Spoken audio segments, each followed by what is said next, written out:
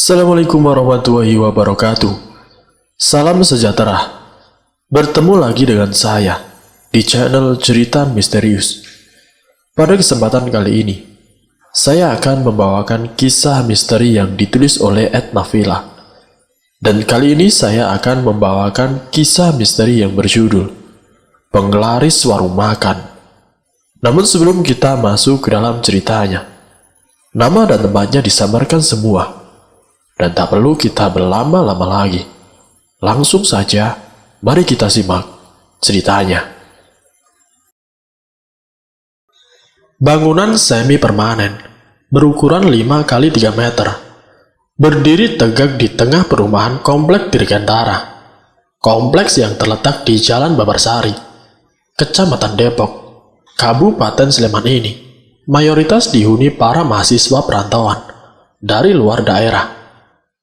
Sebut saja namanya Warung Buparti. Demikian para pembeli biasanya menyebut. Meskipun nama yang tertulis di banner adalah Warung Dirgantara. Tempat ini menjual berbagai menu makanan dengan harga terjangkau, terutama bagi mahasiswa perantau. Berjajar kursi dan meja panjang yang menjadi tempat biasa para pembeli menyantap pesanannya. Tidak lupa sendok dan garpu tertata rapi di atasnya. Kita panggil saja Suparti, wanita berusia 43 tahun, dan suaminya si Aris, yang berusia 44 tahun, merupakan pasangan suami istri yang berasal dari Gunung Kidul, daerah Yogyakarta. Kesehariannya menjual berbagai makanan dan minuman untuk mereka yang ingin mengisi perut laparnya. Usaha yang sudah ditekuni bersama sang suami sejak di tahun 2004, hingga kini masih menjadi mata pencarian utama mereka. Dulu awal membuka sekitar 2004, awalnya datang ke Dirgantara, merawat orang jompo, tapi 1 tahun kemudian meninggal. Setelah itu Suparti merasa, jika bekerja ikut orang, bakalan kurang mandiri ke depannya. Kebetulan saat itu, ada kesempatan untuk berjualan makanan setelah meminta izin kepada Pak Budi sebagai kepala RT Dirgantara untuk menggunakan lahan kosong yang ada di daerah itu. Mayoritas pelanggan warung Suparti adalah mahasiswa dan juga para pekerja di sekitar Kompleks Dirgantara. Sekitar pukul 12 siang menjadi puncak kepadatan para pembeli pada tempat makanan tersebut.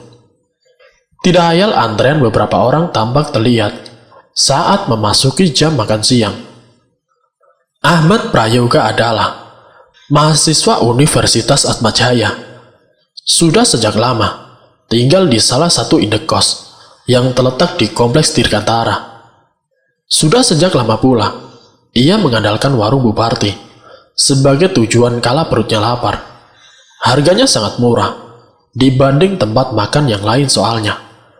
Sekali makan dengan nasi telur sama orek tempe, hanya 6.000. Jadi bisa sekali buat hemat pengeluaran, ujar Ahmad Prayoga. Namun kini tempat yang sering terlihat ramai pada jam makan siang pada masa pandemi COVID-19 menjadi sangat sepi. Efek pandemi COVID-19 sangat terasa bagi usaha yang terbilang sederhana. Pelanggannya yang merupakan mahasiswa dari luar kota, satu persatu meninggalkan tanah rantau, karena pemerintah menetapkan adanya pembatasan kegiatan masyarakat, termasuk kegiatan belajar mengajar. Wanita parubaya tersebut mengaku, dulu saat keadaan normal, kurang lebih 15 kg nasi habis terjual dalam sehari. Namun kondisi tersebut tidak lagi ia alami selama pandemi COVID-19.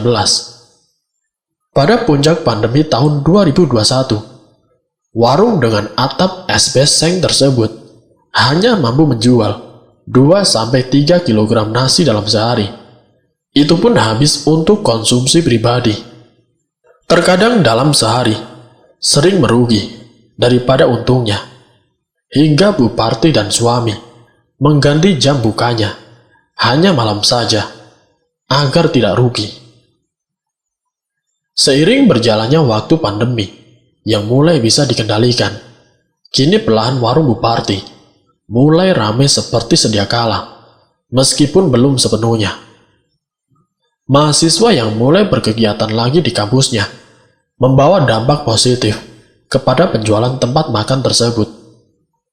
Dengan iringan suara menggoreng salah satu menu pesanan pembeli, dalam sehari setidaknya habis 7 kilogram. Angka tersebut memang setengah dari penjualan normalnya dulu. Tetapi hal itu ia syukuri.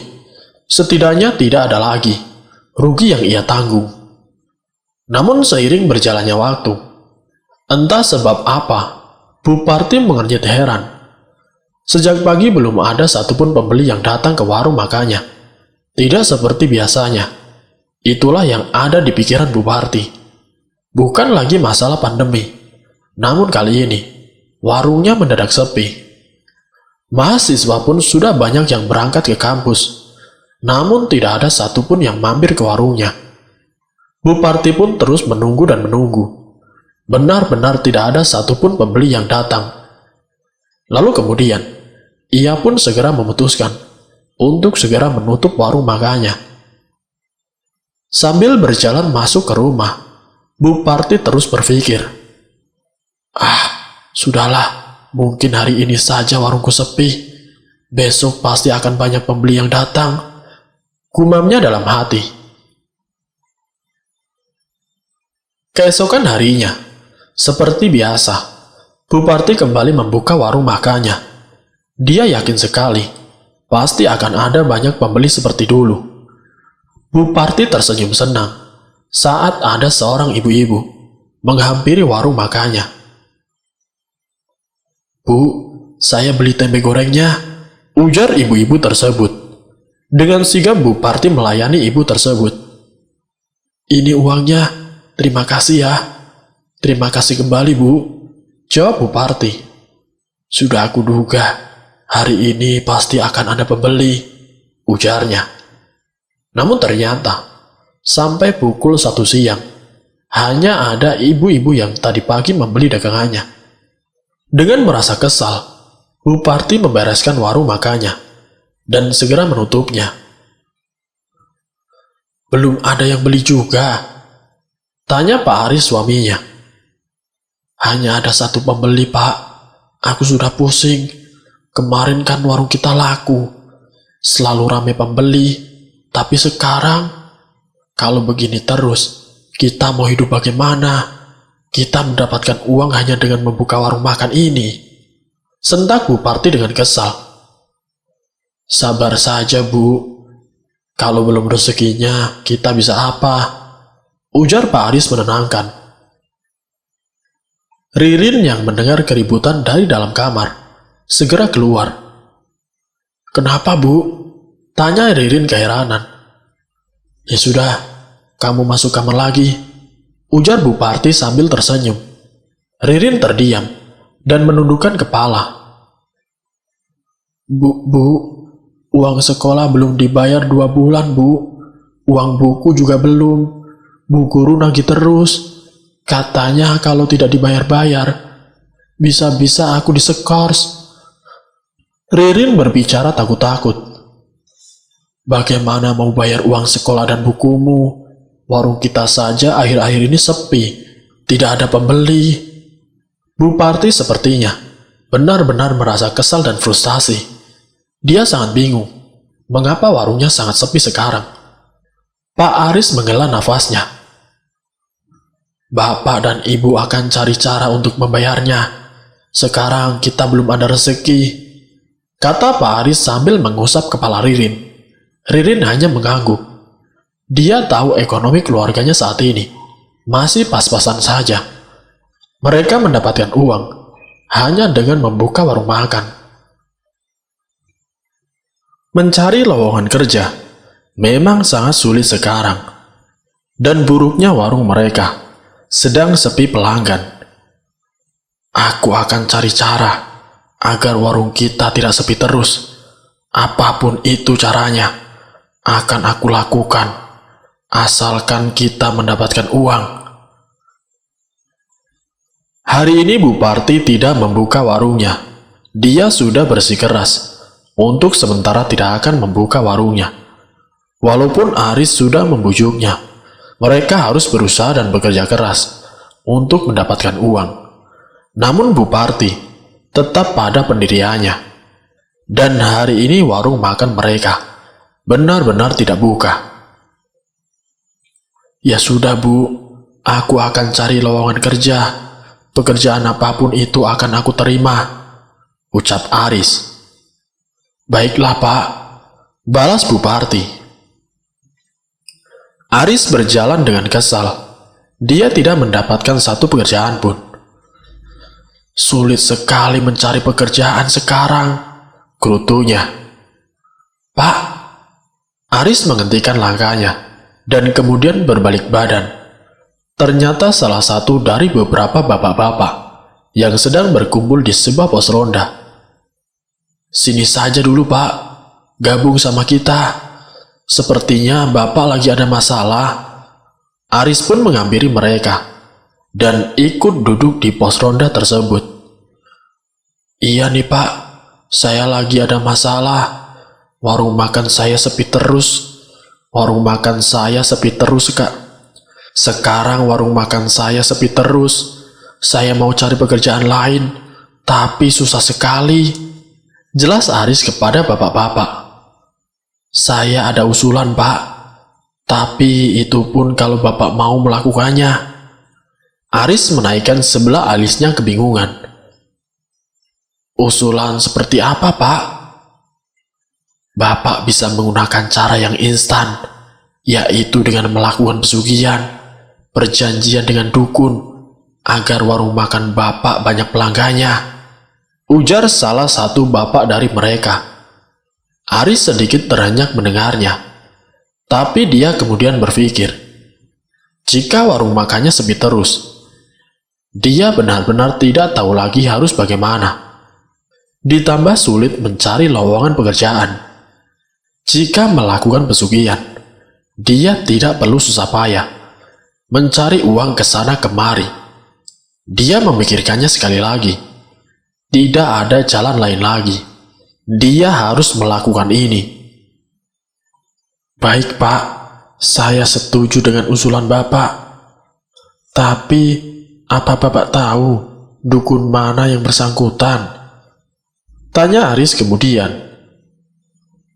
Saya tahu Pak, rumahnya jauh dari pemukiman warga. Nanti malam kita ke sana. Saya tunggu di tempat ini. Aris mengangguk. Setelah berterima kasih, dia segera pulang ke rumah. Namun masih ada sedikit keraguan di hatinya. Tapi keinginannya untuk mendapatkan uang menutupi semua itu. Sesampainya di rumah, Aris segera masuk. Dia tidak akan menceritakan kepada siapa-siapa bahwa ia akan mengikuti pesugihan, termasuk kepada istri dan juga anaknya. Dapat pekerjaannya Pak? Tanya Bu Parti. Aris menggeleng. Tidak Bu, tapi mulai besok kita tetap akan kembali membuka warung makan. Setelah berkata begitu, Aris langsung masuk ke kamar. Bu Parti awalnya terlihat kebingungan, tetapi mau bagaimana lagi? Aris suaminya tidak mendapatkan pekerjaan, dan satu-satunya yang bisa mereka lakukan hanyalah tetap membuka warung makan untuk mendapatkan uang. Begitulah yang ada di pikiran Bu Parti. Malam ini Aris sudah bersiap-siap untuk menemui sang dukun yang akan membantunya mendapatkan kekayaan. Mau kemana Pak? Tanya Bu Parti saat melihat suaminya hendak membuka pintu depan. Ada urusan Bu, aku pergi dulu. Assalamualaikum. Lalu kemudian, Aris bergegas pergi jalan kaki, menuju pos ronda yang tadi siang ia datangi. Waalaikumsalam, jawab Bu Parti, dengan pikiran yang masih dipenuhi tanda tanya.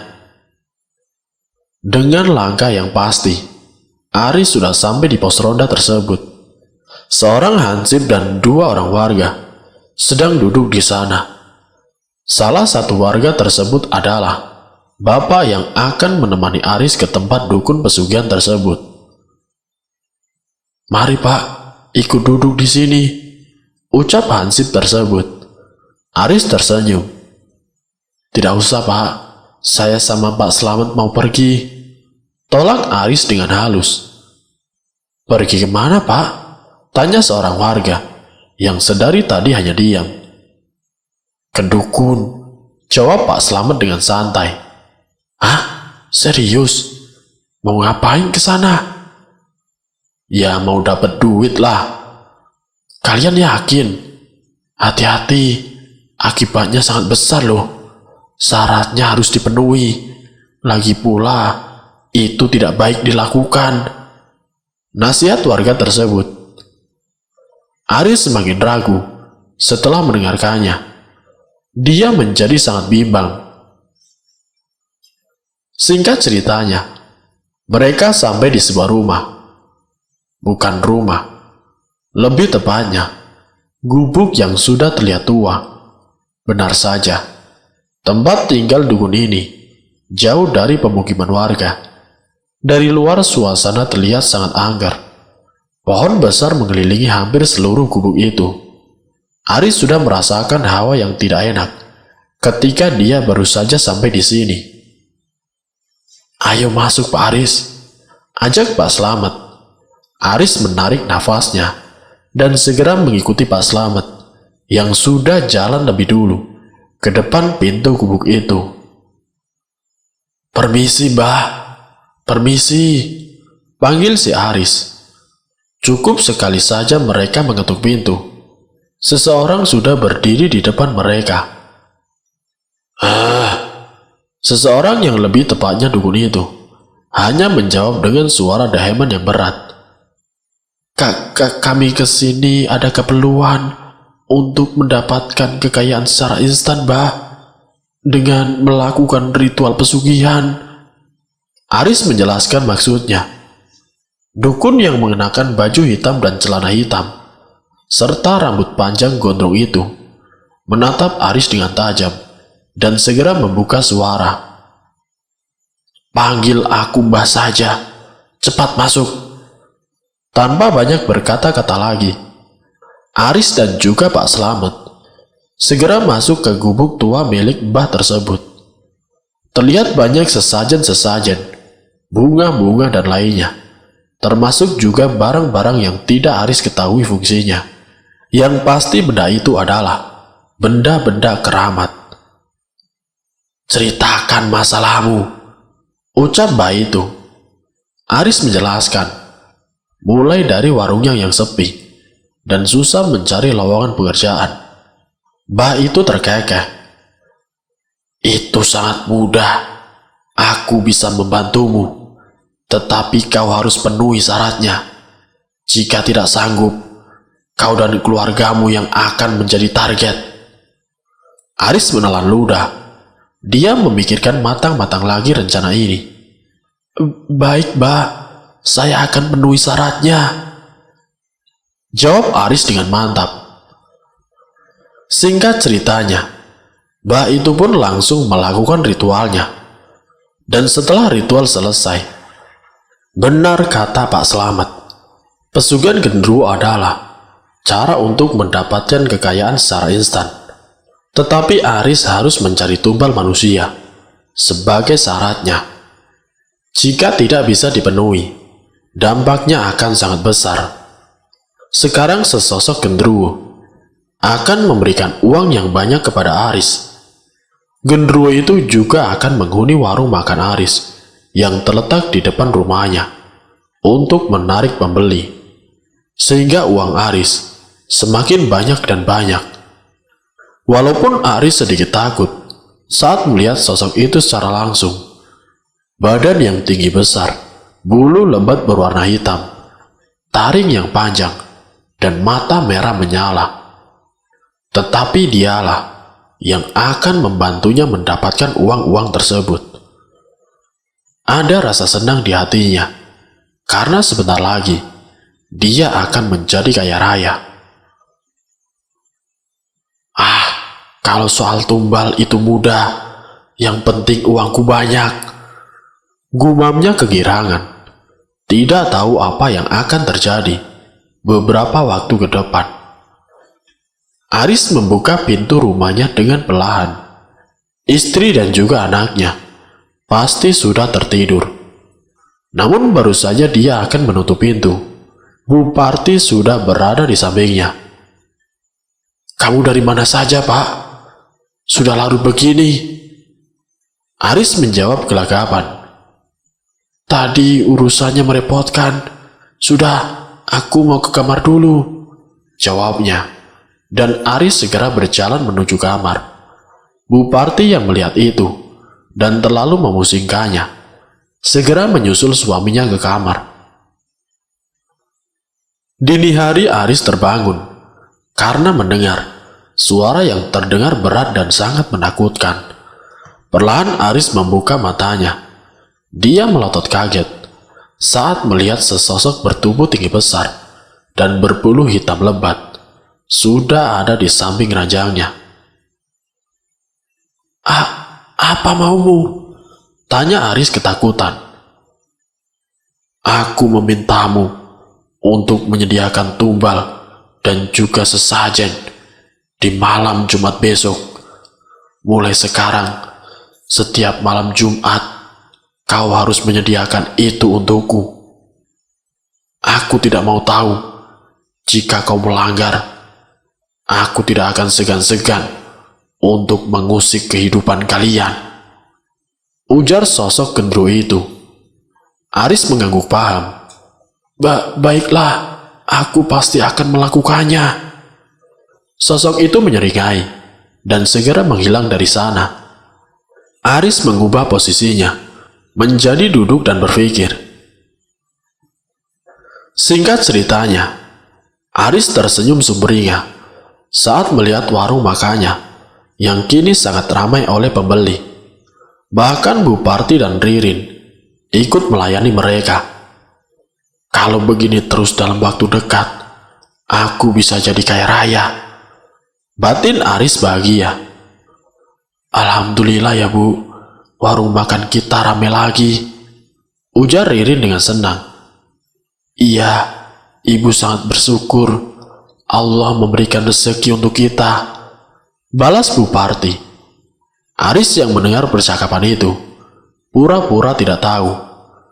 Dia terus memikirkan bahwa sebentar lagi dia akan segera menjadi tuan di kampungnya. "Oh iya Bu, sore ini teman-teman bakal datang, mau ngerjain PR bareng," izin Ririn kepada ibunya. Singkat cerita, di sore hari, ketiga teman Ririn datang ke rumahnya. Ririn menyambut mereka dengan senang. "Ayo masuk," ajaknya. Namun Gita, salah satu teman Ririn, tampak gelisah. Matanya bergerak liar, melihat ke sekitar warung makan tersebut, tanpa mendengar kalimat Ririn yang mengajaknya untuk masuk. "Git, ayo masuk." Iya." Gita tersentak, tersadar dari lamunannya. Dia malah cengengesan untuk menutupi kegugupannya. "Kamu kenapa?" tanya Ririn keheranan. Enggak, ya sudah, ayo masuk." Keempat anak itu sudah duduk melingkar di lantai. Kertas berserakan dan beberapa buku terbuka lebar. Sesekali mereka meminum sirup yang disuguhkan oleh Bu Parti. "Rin, aku boleh ngomong sesuatu nggak?" bisik kita takut-takut. "Ngomong aja, Git," balas Ririn sambil menulis jawaban di buku tugasnya. "Tadi aku melihat di sekitar warung makan kamu ada makhluk badannya tinggi besar dan ada bulunya. Taringnya panjang sekali. Aku juga merasa seperti ada energi negatif di rumah kamu ini, Rin," jelas Gita dengan pelan. Ririn menghentikan tangannya yang sedari tadi sibuk menulis. Dia menolehkan kepalanya ke arah Gita Dia agaknya percaya dengan ucapan Gita barusan, karena Ririn sangat tahu Gita punya indera keenam. Serius, Git? Gita mengangguk yakin. Itu sepertinya genderuwo, Rin. Seketika jantung Ririn berdegup kencang mendengarnya. Dia merasa sangat ketakutan sekarang. Alhasil selama mengerjakan tugas, dia tidak fokus karena terlalu memikirkan ucapan dari Gita. Tidak lama kemudian, mereka pamit pulang. Kami pulang dulu ya, Rin. Maaf ya kalau kamu jadi kepikiran atau malah menjadi ketakutan. Aku cuma bilang yang sebenarnya. Daripada dibiarin, perbanyak doa dan ibadah saja ya, Rin. Kalau itu makhluk sudah gangguin, panggil Ustadz saja. Tutur Gita sambil memegang kedua bahu Ririn. Ririn mengangguk dan tersenyum. Iya, Git, pasti. Makasih ya. Kamu serius, Rin? Tanya Bu Parti sambil duduk di sofa ruang tengah. Ririn mengangguk. Iya, Bu. Ibu tahu kan kalau kita itu punya indera keenam. Ibu jadi percaya tidak percaya nih. Sebelumnya rumah kita tidak pernah ada kejadian seperti ini. Kalau memang benar ada, rajinlah beribadah untuk meminta perlindungan kepada Yang Kuasa. Nasihat Bu Parti dengan bijak. Itu pasti, Bu, jawab Ririn. Tiba-tiba Aris datang dan ikut bergabung bersama mereka. Ngomongin apa nih? Tanya si Aris. Ini, Pak, kata temannya Ririn yang punya indera keenam. Di sekitar warung makan kita ada genderuwo. Terus katanya rumah kita ada energi negatifnya. Ibu jadi was-was, Pak. Jelas Bu Parti. Aris terkejut mendengarnya. Nada bicaranya naik 1 oktav. Kalian percaya sama yang begituan? Belum tentu juga. Jangan mudah percaya dan berpikir yang aneh-aneh, ujar Aris. Setelah itu Aris bangkit dari duduknya dan segera berlalu menuju kamar. Bu Parti dan Ririn yang melihatnya hanya berpandangan antara heran dan bingung. Singkat ceritanya, warung makan yang kini berpindah di depan rumah itu benar-benar ramai. Buktinya untuk melayani para pembeli, perharinya Bu Parti dapat menghabiskan 4 kuintal beras. Di samping itu pengunjung yang hadir juga berada dalam antrean yang panjang. Sebelumnya rumah makan itu amat sepi. Dalam 1 hari, hanya ada 1 hingga 2 pembeli yang makan di sana. Akan tetapi, 5 bulan berjalan setelah perjanjian Aris itu, perubahan rumah makan itu amat drastis. Tampak seperti benar-benar tiba-tiba, rumah makan tersebut kian ramai. Di depan rumah makan, kini disediakan tempat parkir yang luas. Terdapat banyak mobil mewah dan motor yang berjajaran. Dan selama ini yang dijadikan tumbal oleh Aris adalah para pelanggannya. Bu Parti sendiri sebagai warga kompleks Dirgantara, dia terheran-heran. Kok setiap malam Jumat Kliwon pasti ada yang meninggal ya? Aneh sekali rasanya. Aris sendiri, ia hanya sibuk mencari nama-nama yang akan dijadikan tumbal. Jarang sekali ia membantu istrinya di warung. Sementara si Ririn, ia masih selalu kepikiran dengan omongan temannya tentang sesosok genderuwo yang berada di warungnya. Pernah sesekali, ia melihat ayahnya bertingkah aneh dengan membawa 1 kantong bunga melati serta dupa yang dinyalakan. Seperti yang diarahkan oleh Mbak Dukun, Aris selalu memberikan sesajen untuk setan dan tumbal yang bersekutu dengannya. Semua dilakukan di 1 ruangan yang terletak di samping kiri bagian belakang warungnya. Semua dilakukan ketika istrinya sudah menutup warungnya. Karena siapapun tahu bahwa bersekutu dengan setan adalah perbuatan berdosa dan bisa mengundang amarah, apalagi amarah pengunjung warung makannya. Namun upaya Aris untuk menyembunyikan cara curang untuk bisnisnya akhirnya terbongkar. Suatu malam ia pernah pergi untuk menemui Badukun tanpa membereskan sesaji terlebih dahulu.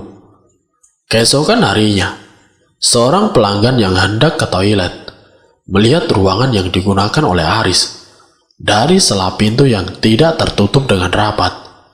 Dan selanjutnya adalah ketidakpercayaan dan pandangan negatif terhadap Aris. Warung makannya tidak lagi didatangi oleh orang-orang. Bahkan beberapa orang berani untuk membuang ludah ketika melewati warungnya. Kabar bahwa Aris melakukan pesugihan sudah tersebar luas dan pada akhirnya sampai ke telinga Buparti.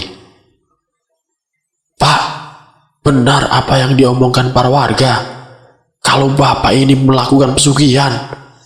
kata Buparti. "Iya Bu, benar." Aris pun tidak bisa berkata-kata apalagi. Akibat sudah terendus, Aris lebih berhati-hati dalam menyajikan sesajen. Namun kehati-hatian ini kemudian malah membuat ia melakukan kesalahan yang lain. Karena ingin membuktikan bahwa ia tidak melakukan pesugihan, ia terpaksa untuk tidak memberikan sesajen dan tumbal di malam Jumat Kliwon dengan alasan bahwa agar orang yang iseng untuk mencari kebenaran percaya terhadap dirinya.